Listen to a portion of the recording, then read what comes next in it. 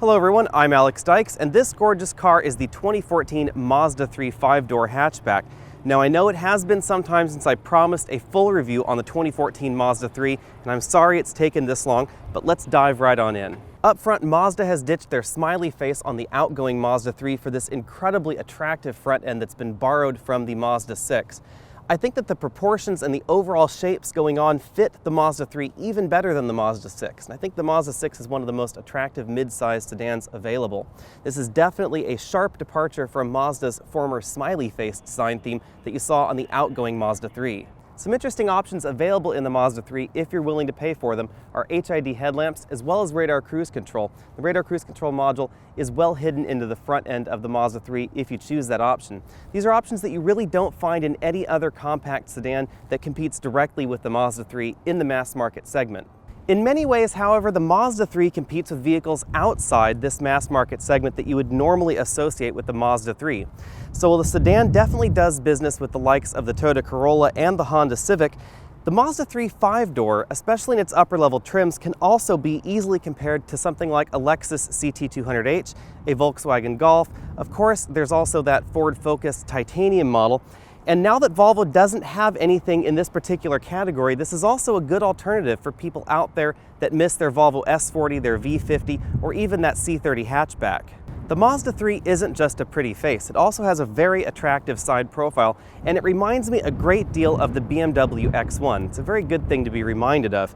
Part of what's going on here, and part of why this looks very different on the side profile than the average front-wheel drive competitors, is right here by the front door. You'll notice that while we still have a decent front overhang, that's the area between the front tire and the very front of the vehicle, you'll find that in most front-wheel drive cars, we also have a relatively large distance between the wheel and the driver's and passenger's front door. The reason for that is because of what's going on under the hood. We'll cover that a little bit later, but as a result of what's going on under the hood, we have a more rear-wheel drive proportion to the vehicle than you'd find in most cars out there. It results in a slightly longer hood than your average front-wheel drive car. We also have a very sexy rear profile going on. However, sexy rear profiles usually lead to reduced rear headroom as well as reduced cargo capacity. That is something you have to keep in mind when you compare this to something that's more square like that Volkswagen Golf. Mazda spent a decent amount of time styling the rear end of the Mazda 3, and it really shows. I think this is more attractive than the Ford Focus. The Ford Focus has a pretty attractive rear end, but the Volkswagen Golf just seems a little bit boring to me. It definitely is more utilitarian with its very square rear end and rear hatch. However, it's just not as attractive as the Mazda 3. We have dual chrome exhaust tips here, we have a backup camera on our particular model, and with these very attractive rear tail lamps, which remind me of a number of luxury cars that are out there on the market right now. From this angle, you can really tell what's going on with the side profile in the Mazda 3. It's all dictated by this engine bay. You can see that the engine, it's a 2-liter 4-cylinder engine in this particular model, is right about here. The transmission is a little bit further behind that, and the exhaust manifold occupies this entire distance between the back of the engine block and the firewall in the car. It's that exhaust manifold that causes the side profile of the Mazda 3, and it's also that exhaust manifold that's responsible for the improved fuel economy numbers for the 2014 Mazda 3.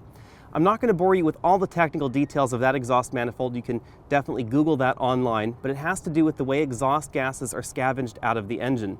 The reason a lot of manufacturers haven't done this is this exact reason, because it takes up so much room under the hood of the car, and Mazda had to completely redesign this platform specifically for this exhaust manifold. That did cost some money, but I think that the benefits are worth it.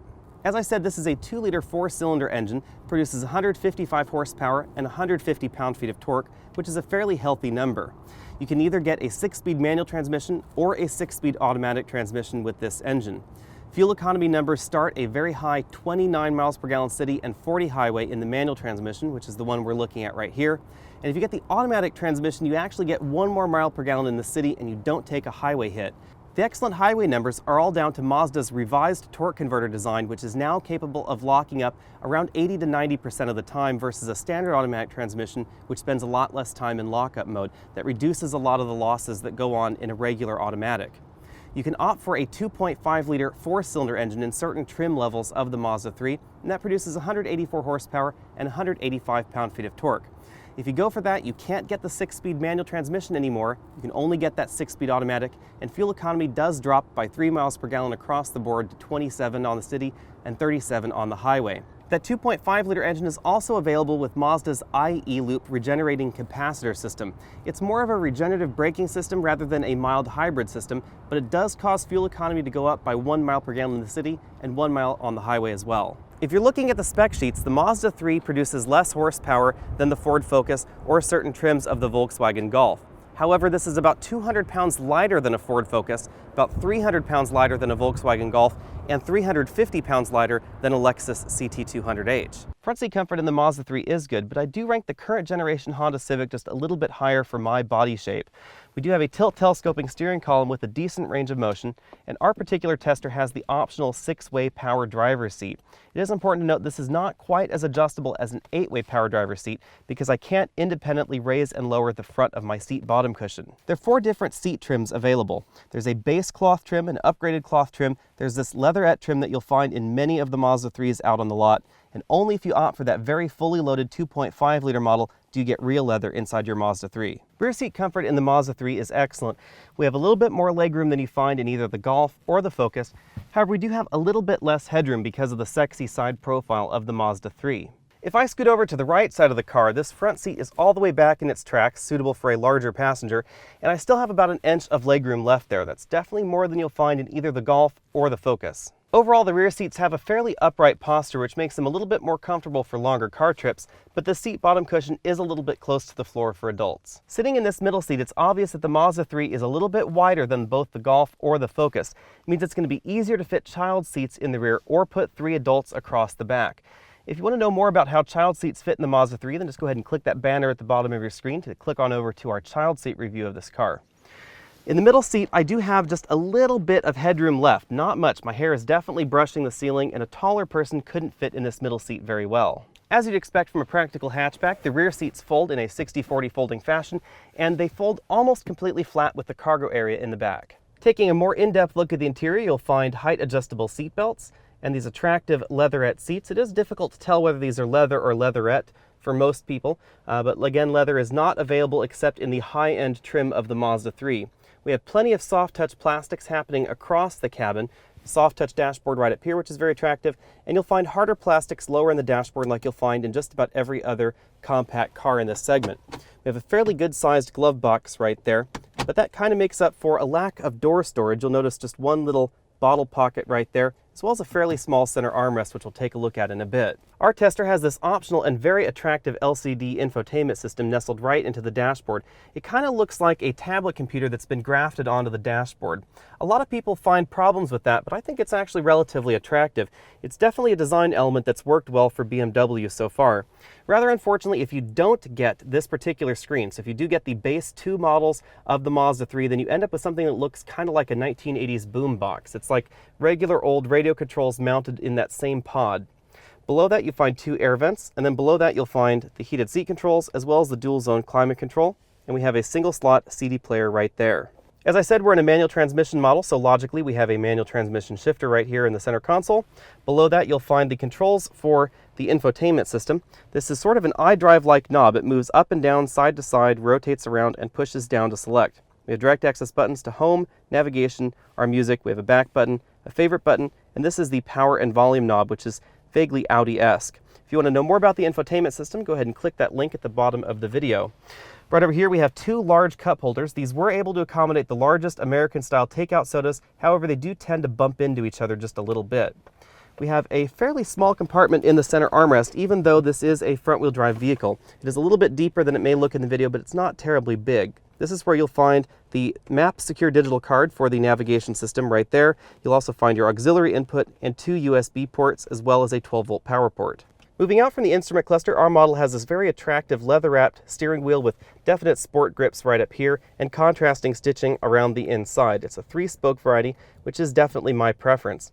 Over on this side, you'll find voice command buttons, phone hang-up and pick-up buttons, volume up and down, track forward and backward. This info button cycles through the different screens on that trip computer, and over here you'll find your cruise control buttons. Even though the Mazda 3 has this attractive but certainly impractical sloping rear glass, you can still fit more widgets and more cargo in the back of your Mazda 3 hatch than anything else in this particular segment. It also helps us score a solid 8 out of 10 points in our exclusive Trunk Comfort Index. Things are finished fairly nicely in here, and even though I have the largest roller bag you can carry on a domestic flight, I can still easily close this hatch. Some Mazda fans get upset when I say this, but it is important to keep in mind that Mazda as a brand is the Zoom Zoom brand, not the Zip Zip brand. And that means that base models of the Mazda 3 and the Mazda 6 are not especially fast in the grand scheme of things, but they do handle very, very well. Our Mazda 3 tester, which is the 2-liter 4-cylinder engine, scored 0 to 60 in 8.2 seconds, which again is not terribly fast in the grand scheme of things. It is a little bit quicker than most of the other entry-level cars in this compact sedan and compact hatchback segment. However, again, it's not overtly fast. What really sets the Mazda 3 apart from the competition, however, is how this car handles and how it feels while it's handling.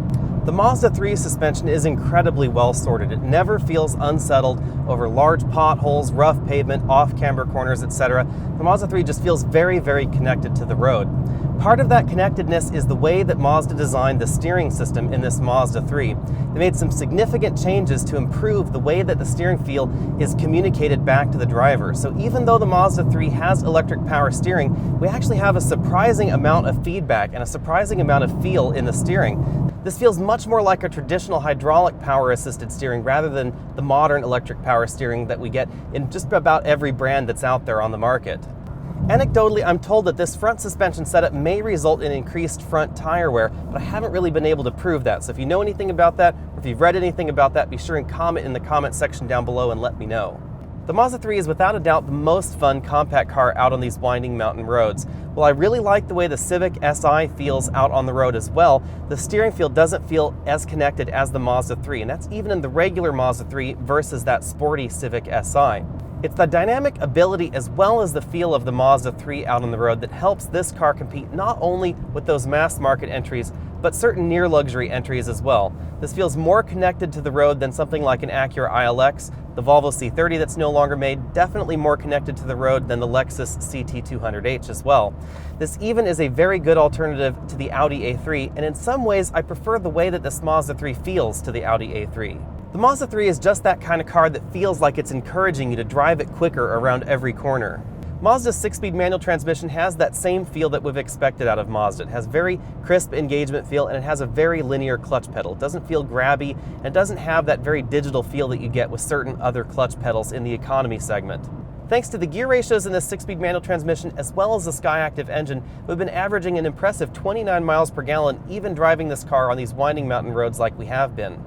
In addition to impressive fuel economy, the Skyactiv engine design lends itself towards good low-end torque, which really makes it a lot more drivable out on these winding mountain highways than certain other engine designs. There's a decent amount of torque both in this engine as well as the 2.5-liter engine. When it comes to cabin noise, it is important to remember that the Mazda 3 is a mass market entry in this segment. It's not a luxury car, so we scored a very class average 72 decibels in interior noise at 50 miles an hour. Although the Mazda 3 scored well in my braking fade resistance tests, it didn't score terribly well in my braking distance test, running in at 131 feet, which is at the longer end of this economy car segment. I was a little bit disappointed by that because the Mazda 3 isn't terribly heavy, so I had expected it to perform just a little bit better. My bottom line for the drive section of this review is that the Mazda 3 will definitely put a smile on your face, whether it's the 2-liter version or the 2.5-liter version. The 2.5-liter version has unquestionably more power, but the 2-liter version has a manual transmission option, and that really makes it a little bit more connected out on the road. This 2-liter engine has enough torque, especially low-end torque, to make it very drivable, even for the mild enthusiast out there. Pricing for the 5-door is $2,000 more than the sedan version of the Mazda 3, which means that we start out at $18,495 for the base model with the 2-liter engine and that 6-speed manual transmission. If you check all the option boxes on a fully loaded model, you end up at $32,390, which definitely puts the Mazda 3 way out of the class of most of the compact entries that it competes with at the base end of the spectrum. A well-equipped model as I might buy it would be about $26,510. That would be a almost fully loaded 6-speed manual version with this 2-liter engine in it. If you feel you really need that 2.5-liter engine, it's going to start at $25,095, and that's for the base 2.5-liter version with the 6-speed automatic. For more detailed pricing comparisons between the Mazda 3 and some of its direct competition, I encourage you to click on over to TrueDelta.com. With numbers like that, it's obvious that the Mazda 3 isn't selling on budget pricing. It's a little bit less obvious, but the Mazda 3 also isn't selling necessarily on value pricing across the board. I think at the high end, the Mazda 3 is a definite value versus the Lexus CT200H, that outgoing Volvo C30, the Acura ILX, and certain other entries there. Definitely even than the Audi A3. However, when you compare the Mazda 3 to entry-level Korean options or some of the other Japanese options, it just doesn't seem to quite have that value proposition. The problem with value is that it doesn't always take into account the other features of the Mazda 3. The fact that this is by far the best handling entry in this segment, it's by far the best looking entry in this segment as well. We have a lot of rear seat legroom, and the car overall feels like a more expensive car than it is. That's a really key difference between this Mazda 3 and something like a Chevy Sonic or a Toyota Corolla or even the current generation Honda Civic. Those cars feel like gussied up versions of a cheap car, especially in their high-end trims, whereas the Mazda 3 feels like kind of a cheaped down version of an expensive car, and I know which one I'd rather have. The other thing you have to keep in mind when you think about value is fuel economy, especially if you plan on keeping your car for a while. The Mazda 3 gets excellent fuel economy numbers whether you get the manual transmission or the automatic transmission, and over the lifetime of the vehicle, that really will make up the difference between this and some of the discount options in this segment. The Mazda 3, especially this 5-door version that we've been taking a look at here, is by far my choice in the compact car segment. If I were to actually buy a compact car, it would definitely be a Mazda 3. I would just have real troubles deciding between that $26,510 well-equipped 2-liter model and a completely fully loaded $32,390 2.5-liter model. In my opinion, that 2.5-liter fully loaded model is very interesting because it has the looks, the dynamics, and most importantly, the luxury car feature set to compete with the near-luxury entries from Volvo, Acura, Lexus, and a number of other competitors out there. Thanks for taking the time to watch this video. Again, I'm Alex Dykes, and this has been the 2014 Mazda 3 5-door hatchback. Go ahead and click that subscribe banner at the bottom of your screen so you can be updated on all of our latest videos. I encourage you to comment on this video, tell me what you liked and what you didn't like about the Mazda 3 or about this channel in general. I always try and respond to comments whenever possible. Go ahead and like this video, share this video with your friends, and we'll see you next week.